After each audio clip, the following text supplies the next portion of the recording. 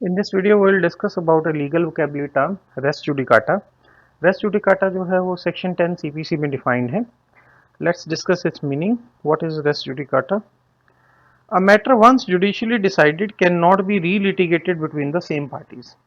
एक मैटर है जिस पर सिविल कोर्ट ने फैसला सुनाया, सेम कॉज ऑफ एक्शन है, सेम पार्टीज हैं, उस पर अगर मेरिट के आधार पर फैसला हो गया है तो उस केस को दोबारा नहीं सुना जाएगा. अगर इसके लीगल रैशनल के पीछे जाएं कि इस केस को दोबारा सुना जाएगा तो लिटिगेशन तो कभी खत्म ही नहीं हो सकती. तो इस चीज को रोक लगाने के लिए रेस जुडिकाटा का प्रोविजन जो है स्टार्ट किया जाता है. नेक्स्ट इज इसके फीचर्स क्या होंगे. First is the finality of the judgment, कि अगर जज साहब ने जजमेंट दिया वो फाइनल होनी चाहिए. अगर कई बार जैसे हम एप्लीकेशन देते हैं तो इंटरिम ऑर्डर हो जाता है, तो इंटरिम ऑर्डर है तो रेस जुडिकाटा नहीं लगेगा. जहां पे मेरिट्स के आधार पर पार्टीज के राइट्स फाइनल किए गए हैं, only that will work as the res judicata. Second is same parties requirement. अब मान लीजिए केस के बाद पता चलता है कि ये भी पार्टी थी, पार्टी टू इंटरेस्ट, या किसी और पार्टी को ऐड किया जाता है और सेम कॉज ऑफ एक्शन पे एक नई पार्टी आ जाती है, तो रेस जुडिकाटा एप्लीकेबल नहीं होगा. लेकिन अगर सेम पार्टीज और सेम कॉज ऑफ एक्शन पर चल रही हैं तो रेस जुडिकाटा एप्लीकेबल होगा. अब इसमें एक और क्लिश आता है कि पार्टीज के अगर रिप्रेजेंटेटिव्स हैं, पार्टी के रिप्रेजेंटेटिव्स भी पार्टी ही काउंट होंगे. अगर मान लीजिए किसी व्यक्ति की चलते केस के दौरान मृत्यु हो गई तो उसके आगे जो वुड बी हायर्स हैं वो उनके रिप्रेजेंटेटिव्स बन के केस में जो है अपने आप को रिप्रेजेंट करेंगे और वो पार्टी ही कहलाएंगे, सेम पार्टी कहलाएंगे. Next is same matter in issue. Same matter in issue means कि अगर मान लीजिए पहले लैंड का मैटर था और अब लैंड के साथ संबंधित कैश का मैटर है, तो ये अलग अलग मैटर्स हैं. पहले भी लैंड का मैटर था, अब भी लैंड का मैटर ही है, उसी लैंड का मैटर है जिसके बारे में पहले था मैटर, तो वो सेम मैटर इन इशू होगा. तो तीन चीजें तो ये होगी, finality of judgment, same parties requirement, same matter in issue. चौथी है decision by the competent court. अब मान लीजिए कोई डिसीजन जो है कॉम्पिटेंट कोर्ट ने दे दिया है तो वो डिसीजन अपने आप में फाइनल है. लेकिन अगर उस कोर्ट की ज्यूरिसडिक्शन नहीं बनती थी और उसने डिसीजन दे दिया है, इस केस में रेस जुडिकाटा नहीं लगेगा, क्योंकि फिर वो कॉम्पिटेंट कोर्ट नहीं है, क्योंकि उसकी ज्यूरिसडिक्शन नहीं थी. नेक्स्ट इज बार ऑन री लिटिगेशन. तो दोबारा से रिपीटेड सूट्स में ले जाया जा सकता. इस तरह से सूट्स को कम किया जाता है, रेपिटेटिव कॉजेज को कोर्ट में लाने से रोका जाता है, इससे जुडिशियल एफिशिएंसी बनती है और पार्टीज की हरासमेंट भी कम होती है.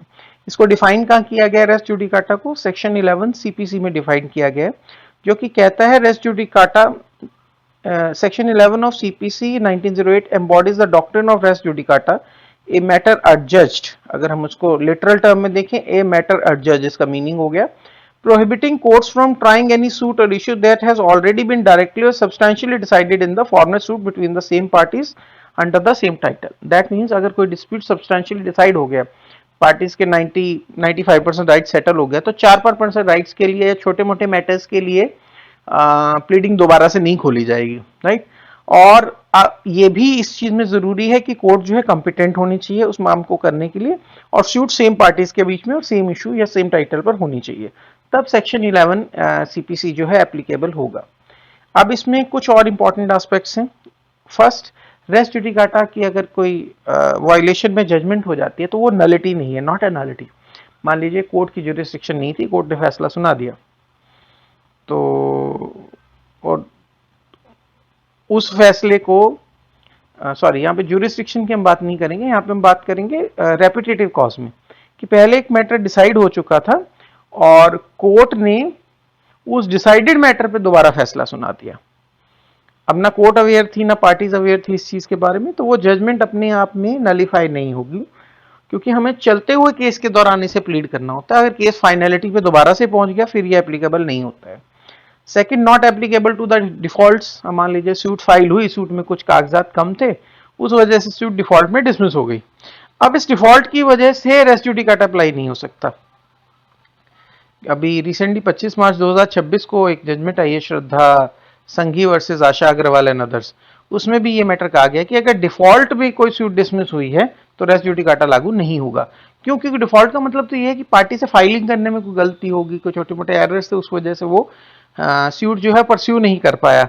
अभी फैसला मेरिट्स के आधार पे नहीं किया गया है. जब फैसला मेरिट्स के आधार पे नहीं किया गया तो रेस जुडिकाटा की एप्लीकेशन का कोई मतलब ही नहीं है. And third is must be pleaded.